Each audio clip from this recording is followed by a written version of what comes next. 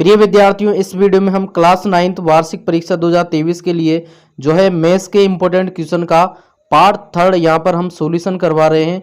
इससे पहले हमने पार्ट 1 पार्ट 2 करवा दिया है। अगर वो वीडियो आपने नहीं देखा तो वो वीडियो आप जरूर देखें।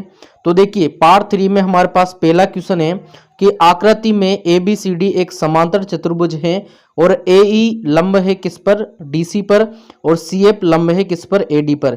यदि AB बराबर 16 सेंटीमीटर, AE बराबर 8 सेंटीमीटर और CF बराबर 10 सेंटीमीटर है तो AD ज्ञात कीजिए।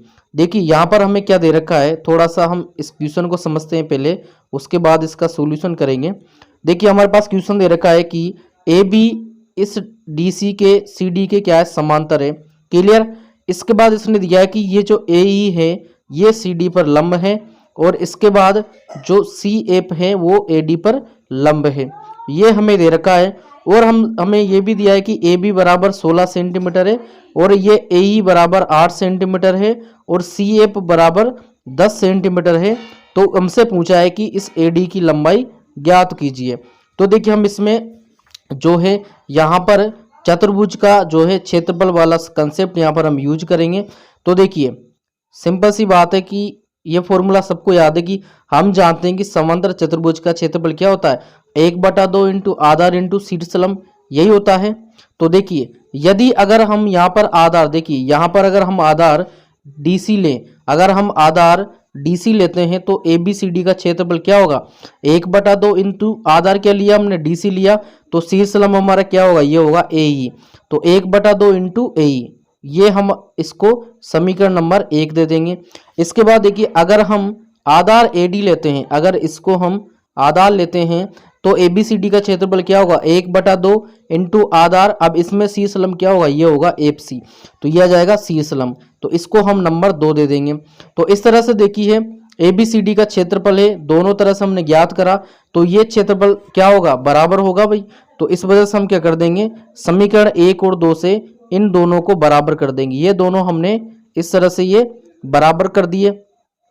बराबर करने के बाद देखिए, जो मान हमें दे रखे थे वो मान हम यहाँ पर रख देंगे। देखिए, 1/2 इंटू DC इंटू AE बराबर 1/2 इंटू AD इंटू FC।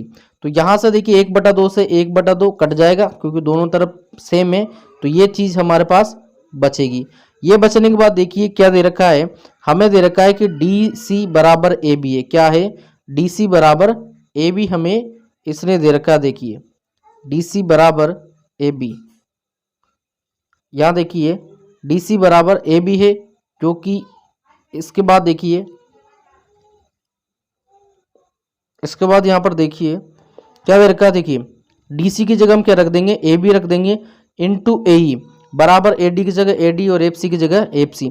तो देखिए, हमारे पास ये जो दे रखा है, क्या AB का मान कितना दे रखा है, 16 सेंटीमीटर, और इसके बाद जो है AE का मान है 8 और AD हमें ज्ञात करना है, तो इसको ऐसे कैसे रहने देंगे, और FC का मान है हमारे पास 10।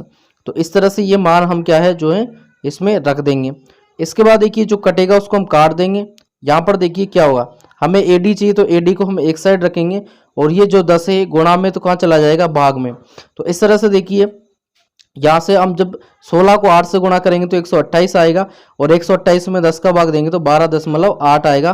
तो इस तरह से AD हमारा कितना आ जाएगा, 12.8 सेंटीमीटर। तो इस तरह से हम इस सवाल को करेंगे। इसके बाद देखिए, हमारे पास दूसरा सवाल है। दूसरा सवाल है कि एक समलंब ABCD जिसमें AB समांतर DC है के विकर्ण AC और BD परस्पर O पर प्रतिच्छेद करते हैं, तो दर्शाइए कि एरिया ऑफ AOD बराबर एरिया ऑफ BOC है। देखिए, सबसे पहले हम क्वेश्चन समझेंगे क्योंकि ये रेखा गणित की क्वेश्चन है, तो इसमें हमें सबसे पहले क्वेश्चन समझ में आना चाहिए। तो क्वेश्चन हमारा क्या है, देखिए क्वेश्चन हमारा दे रखा है कि ABCD एक समलंब है। समलंब का मतलब होता है ऐसा चतुर्भुज जिसमें भुजाओं का एक युग्म क्या हो, समांतर हो। तो जिसमें AB समांतर DC दे रखा है। क्लियर। अब इसमें इसके दो विकर्ण दे रखे हैं AC और BD, ये एक दूसरे को O बिंदु पर काटते हैं। क्लियर। तो हमें सिद्ध करना है कि एरिया ऑफ AOD, ये वाला एरिया किसके बराबर हो, एरिया ऑफ BOC के, यानी कि इन दोनों का एरिया बराबर हो, ये हमें सिद्ध करना है। तो देखिए कैसे करेंगे इसको। देखिए, त्रिभुज ABD, यहाँ पर देखिए त्रिभुज ABD, ये वाला त्रिभुज और त्रिभुज ए बी सी, देखिए ये दोनों त्रिभुज किस पर है, एक ही आधार पर है और एक ही समांतर रेखाओं के मध्य, देखिए ये समांतर रेखा इन दोनों के बीच ही दोनों त्रिभुज है, तो क्या होगा कि इनका जो एरिया होगा वो बराबर होगा। क्यों? क्योंकि एक ही आधार वाले और एक ही समांतर रेखाओं के बीच स्थित त्रिभुज क्षेत्रफल में क्या होते हैं, बराबर होते हैं। तो इस वजह से हम क्या लिखेंगे, एरिया ऑफ एबीडी बराबर एरिया ऑफ एबीसी।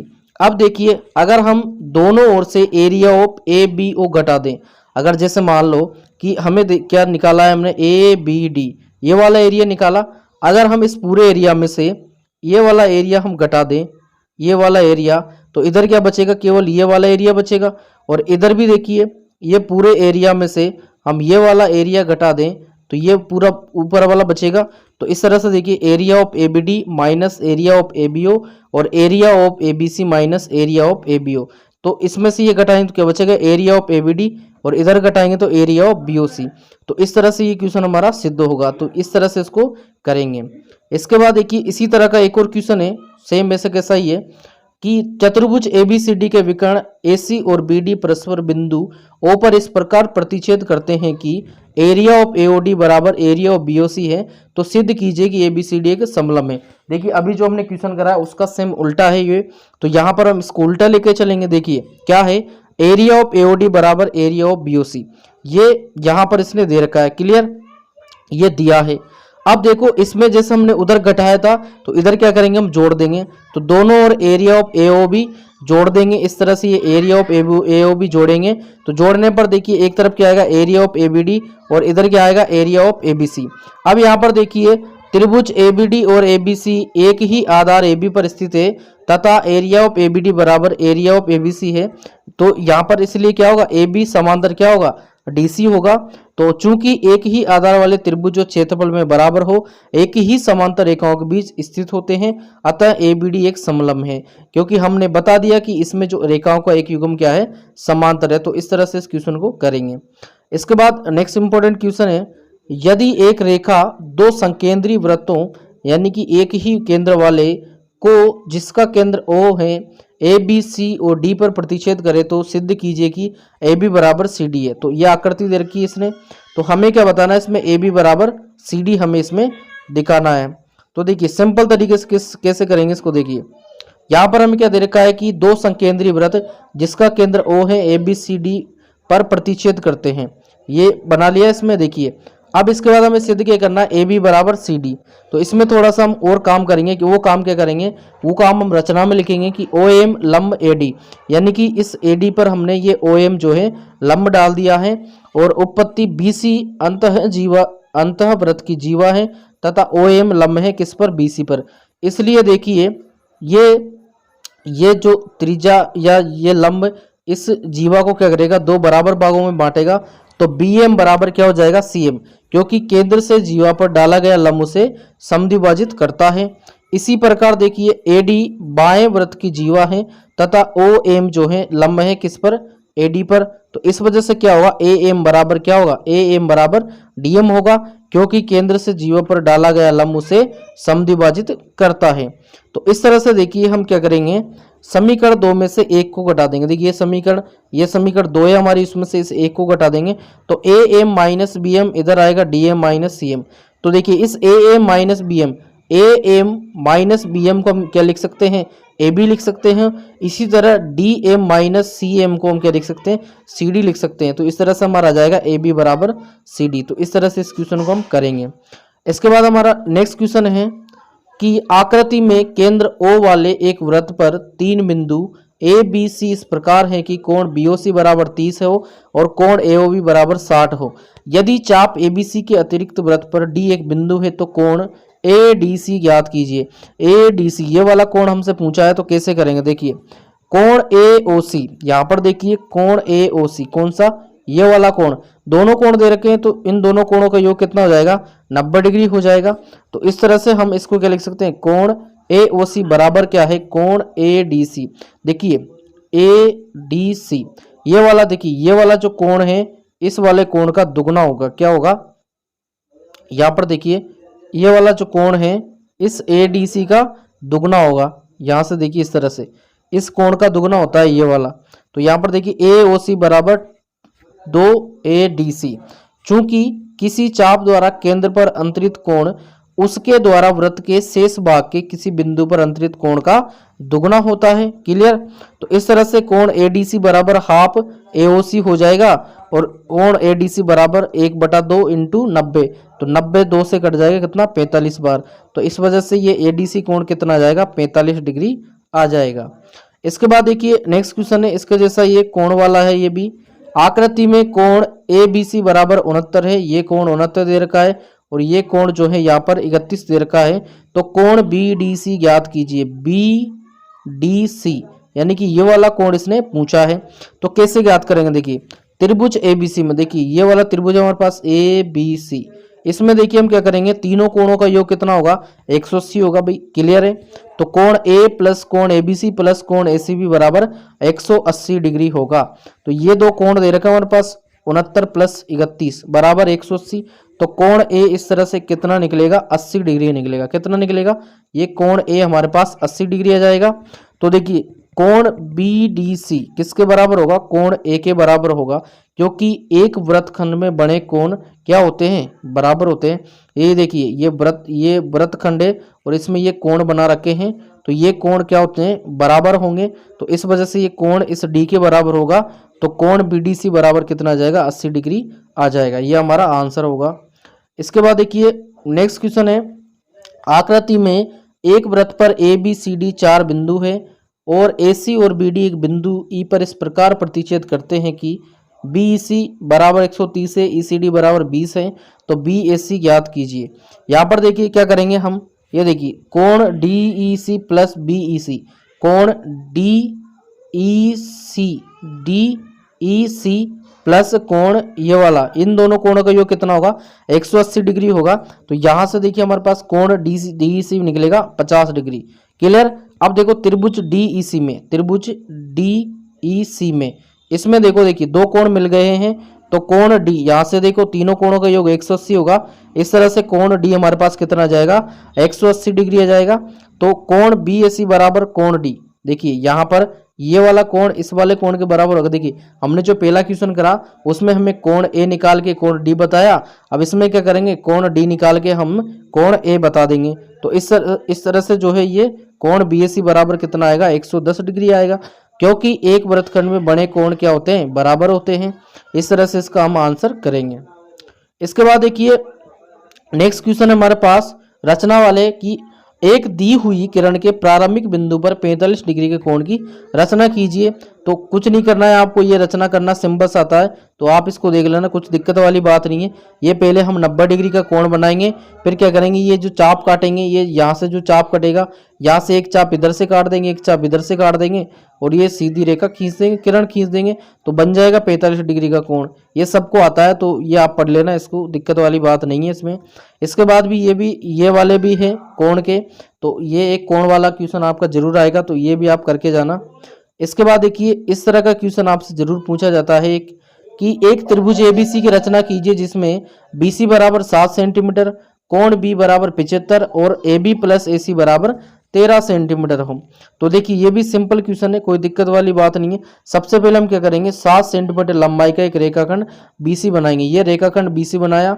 उसके बाद देखिए बिंदु B पर असांकित पटरी तथा प्रकार की सहायता से 75 डिग्री का कोण, ये हम 75 डिग्री का कोण जो है बना देंगे। ये 75 डिग्री का कोण बना दिया हमने।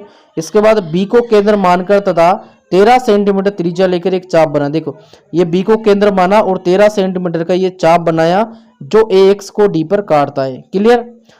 CD को मिलाया तथा CD का लंब समद्विभाजक PQ बना। देखिए इस CD को मिला दिया और CD का लंब समद्विभाजक ये खींच दिया, हमने खींच दिया।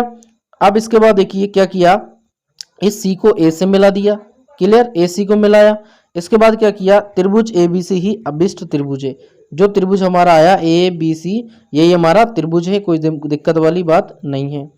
इसके बाद देखिए ये भी एक इम्पोर्टेंट क्वेश्चन है, ये वाला क्वेश्चन, देखिए एक त्रिभुज एक्स वाई जेड की रचना कीजिए, इसमें कोण वाई 30 है, कोण जेड 90 है और ये वाला कितना है 11 सेंटीमीटर है। कैसे करना है, सिंपल सी बात है कि 11 सेंटीमीटर लंबाई का एक रेखाखंड ए बी बनाइए, बना दिया भाई 11 सेंटीमीटर का, क्लियर। उसके बाद बिंदु ए पर असांगित पट्टी तथा प्रकार की सहायता से कोण 15, ये इस बिंदु पर ये कोण 15 का, ये 30 का है, 30 का आधा ये 15, क्लियर।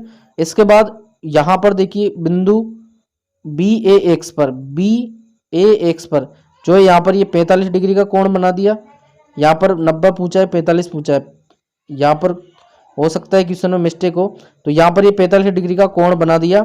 और ए एक्स का लंब समद्विभाजक एम एन बना, देखिए इस ए एक्स का लंब समद्विभाजक जो है ये एम एन बना दिया, क्लियर। अब यहाँ पर देखो इस ए एक्स का, ये ए एक्स दे रखी है हमारे पास यहाँ पर, ये ए एक्स, तो इसका लंब समद्विभाजक ये हमने एम एन बना दिया। अब इसके बाद देखिए जो बिंदु को बिंदु वाई पर काटता है और बी एक्स का लंब समद्विभाजक, देखिए ये हमारी बी एक्स है ये वाली, इसका लंब समद्विभाजक ये बना दिया हमने एस टी, जो कि ए बी को बिंदु जेड पर काटता है। और इसके बाद देखिए क्या किया हमने, एक्स वाई को और एक्स जेड को मिलाया, देखिए ये हमारा एक्स वाई है इसको मिला दिया और एक्स जेड इसको मिला दिया, क्लियर। मिलाने पर जो एक्स वाई जेड बनेगा, ये जो त्रिभुज बना है यही हमारा अभिष्ट त्रिभुज है। इसके बाद देखिए अगला क्वेश्चन है सेम इसके जैसा ही है, एक त्रिभुज एबीसी की रचना कीजिए जिसमें कोण भी 60 हो, कोण सी 45 हो और ये तीनों भुजाओं का योग क्या हो 11 सेंटीमीटर हो।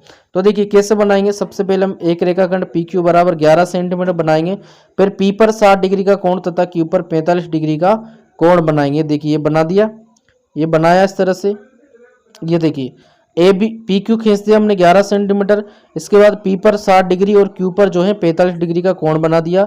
इन कोणों को समद्विभाजित करेंगे, जैसे अभी सेम जो पहला क्वेश्चन करा हमने, ये देखिए ये इस तरह से ये हमने लंब समद्विभाजक कर दिए और इसका भी जो है यहाँ पर हमने ये लंब समद्विभाजक कर दिया ये। इसके बाद देखिए ए पी का लंब समद्विभाजक डी ही खींचिए जो पी क्यू को बी बिंदु पर प्रतिच्छेद करता है, और ए क्यू का लंब समद्विभाजक खींचिए जो पी क्यू को सी बिंदु पर प्रतिच्छेद करता है, और ए बी और ए सी को मिलाइए, ये ए बी और ए सी को मिला दिया तो अभिष्ट त्रिभुज ए बी सी यही हमारा त्रिभुज है। तो इस तरह से इसको करना है।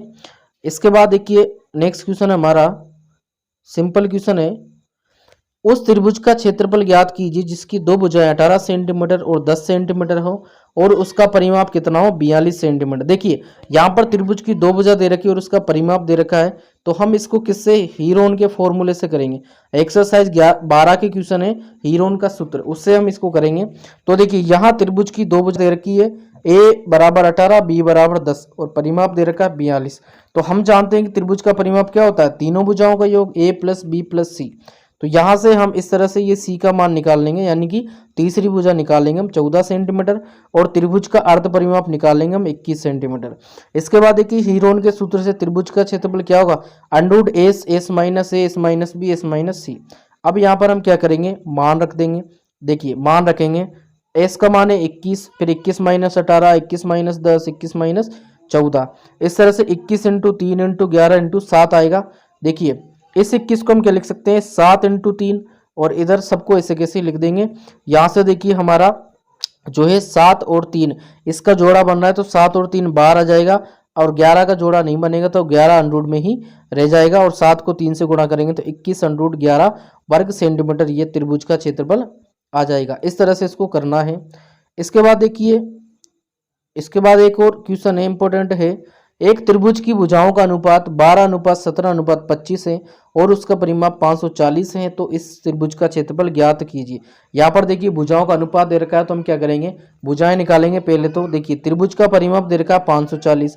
अब देखिए माना त्रिभुज की एक भुजा ए बराबर 12x है, तो अन्य दो भुजाएं क्या होंगी 17x और 25x। तो हम जानते हैं कि त्रिभुज का परिमाप क्या होता है, ए प्लस बी प्लस सी। तो ये जोड़ेंगे, जोड़ने पर देखिए इस तरह से x का मान आ जाएगा 10। तो इस तरह से त्रिभुज की अन्य भुजाएं क्या निकलेंगी, ए बराबर 12 इंटू 10 बराबर 120, बी बराबर 170, सी बराबर 250। तो और इसके बाद जो है त्रिभुज का हम अर्ध परिमाप निकाल लेंगे, 540 का आधा कितना होगा 270, और इसमें देखिए मान रखेंगे, मान रखने पर जो है यहाँ पर क्या आएगा, ये आ जाएगा, और इन सबको गुणा करेंगे तो क्या आएगा, ये आ जाएगा 81। फिर इसके पीछे जो है यहाँ पर 6 जीरो आ जाएंगे। देखिए 6 जीरो हटेंगे तो यहाँ से क्या आ जाएगा, 3 जीरो लग जाएगा 9 के पीछे, तो वर्ग सेंटीमीटर ये हमारा आंसर आ जाएगा, यानी कि 9000 वर्ग सेंटीमीटर यहाँ पर आंसर आ जाएगा। इसके बाद नेक्स्ट क्वेश्चन है, एक त्रिभुज ABCD का क्षेत्रफल ज्ञात कीजिए जिसमें AB बराबर जो है 3 सेंटीमीटर, BC बराबर 4 सेंटीमीटर, CD बराबर 4, DA बराबर 5 और AC बराबर 5 है। तो इस तरह से देखिए हम क्या करेंगे, इसकी सहायता से जो है हम इस तरह से ये चतुर्भुज बना लेंगे और क्या करेंगे, AC को मिला देंगे। ये AC को मिला देगी, ये 3 है ये 4 है तो ये क्या होगी, 5 होगी, सिंपल सी बात है। और वैसे दे भी रखी उसने, तो यहाँ से देखिए हम क्या करेंगे, इसमें देखिए हमें इस पूरे चतुर्भुज का क्षेत्रफल पूछा है, तो ये तो हम बता नहीं पाएंगे अच्छे से, तो डायरेक्ट तो हम क्या करेंगे, यहाँ पर हमें 2 त्रिभुज नजर आ रहे हैं, इस तरह से आ रहे हैं ना ये, तो हम क्या करेंगे, इन दोनों त्रिभुजों का अलग अलग क्षेत्रफल निकालेंगे और दोनों को क्या करेंगे, जोड़ देंगे। तो इस तरह से देखिए क्या करा, त्रिभुज ABC की भुजाएं A बराबर 3, B बराबर 4 और C बराबर 5 है। तो त्रिभुज का परिमाप, अर्ध परिमाप क्या होगा, 6 सेंटीमीटर। हीरोन के सूत्र से इसका फॉर्मूला हम निकाल लेंगे तो क्या आएगा, 6 वर्ग सेंटीमीटर। तथा त्रिभुज ACD की भुजाएं ये हैं और इसका अर्ध परिमाप 7 होगा, और जो हीरोन के फॉर्मूले से इसका क्षेत्रफल निकलेगा कितना, 9.2 वर्ग सेंटीमीटर। इस तरह से चतुर्भुज का कुल क्षेत्रफल क्या आ जाएगा, त्रिभुज ABC का क्षेत्रफल प्लस त्रिभुज ACD का क्षेत्रफल, दोनों को जोड़ेंगे तो 15.2 वर्ग सेंटीमीटर हमारा आंसर आ जाएगा। इसके बाद देखिए नेक्स्ट क्वेश्चन है, एक समचतुर्भुजाकार घास के खेत में 18 गायों के चरने के लिए घास है। यदि इस समचतुर्भुज की प्रत्येक भुजा 30 मीटर है और बड़ा विकर्ण 48 मीटर है, तो प्रत्येक गाय को चरने के लिए इस घास के खेत का कितना क्षेत्रफल जो है प्राप्त होगा। कुछ नहीं, हम सिंपल से ये चतुर्भुज बन गया, 2 यहाँ पर त्रिभुज का क्षेत्रफल लगाएंगे हम, तो AC को मिला, देखिए AC को मिलाया जो कि 48 दे रखा है, और त्रिभुज ABC की भुजाएं A बराबर 30, B बराबर 30, C बराबर 48। तो यहाँ से देखिए त्रिभुज का अर्ध परिमाप जो है 54 निकल आएगा हमारा, और इस तरह से इसको जो है हम सोल्व करेंगे, ये तो हमारा क्या आएगा, 432 वर्ग मीटर जो है यहाँ पर इसका क्षेत्रफल आएगा। अब देखिए हम क्या करेंगे, इसलिए प्रत्येक गाय को चरने के लिए इस, और यहाँ पर देखिए एक चीज और, यहाँ पर क्या कर रखा है, एक क्षेत्रफल त्रिभुज का निकाल कर उसे हम किससे गुणा कर देंगे, 2 से, क्योंकि समचतुर्भुज है तो यहाँ पर ये जो त्रिभुज है ये भी बराबर बनेंगे, तो इसको 2 से गुणा कर देंगे तो कितना आ जाएगा, 864 वर्ग सेंटीमीटर, सॉरी वर्ग मीटर। तो यहाँ पर देखिए इसलिए प्रत्येक गाय को चरने के लिए इस घास के खेत का क्षेत्रफल कितना होगा, कुल क्षेत्रफल में हम गायों की संख्या का भाग दे देंगे, तो 864 में 18 का भाग देंगे तो 48 वर्ग मीटर हमारा आंसर आ जाएगा। इसके बाद देखिए नेक्स्ट क्वेश्चन है कि एक त्रिभुज का क्षेत्रफल ज्ञात कीजिए जिसकी 2 भुजाएं 8 सेंटीमीटर, 11 सेंटीमीटर और जिसका परिमाप 32 सेंटीमीटर है। सिंपल क्वेश्चन है और इसमें का क्वेश्चन हम कर भी चुके हैं, तो आप इसको कर लोगे आसानी से, कोई दिक्कत वाली बात नहीं होगी। इसका आंसर कितना आ जाएगा, 8√30 वर्ग सेंटीमीटर। इसके बाद एक और इम्पोर्टेंट क्वेश्चन है, एक त्रिभुजाकार भूखंड की भुजाओं का अनुपात ये है और उसका परिमाप इतना है, तो भूखंड का क्षेत्रफल ज्ञात कीजिए। ये भी पहले वाला ही क्वेश्चन है, इसको भी आप आसानी से जो है कर लोगे। तो ये देख लीजिए इसका सॉल्यूशन, इसको भी आप आसानी से जो है कर पाओगे, इसमें कोई दिक्कत आपको नहीं आने वाली है। तो इस तरह से डियर स्टूडेंट्स जो है हम यहाँ पर जो हमारा ये पार्ट 3 पूरा हो चुका है। इसके बाद हम पार्ट 4 करेंगे, जिसमें हम जो है एक्सरसाइज 13, 14 और 15 इन तीनों एक्सरसाइज के जो है इंपॉर्टेंट क्वेश्चन का सॉल्यूशन करवाएंगे, और उसके बाद जो है छोटे छोटे क्वेश्चन है और MCQ क्वेश्चन है उनका हम यहाँ पर सॉल्यूशन करवाएंगे। तो डियर स्टूडेंट्स, अगर आपको वीडियो हेल्पफुल लगा हो तो वीडियो को लाइक एंड शेयर जरूर करें, एंड अगर हमारे चैनल पर नए तो चैनल को भी सब्सक्राइब जरूर कर लें।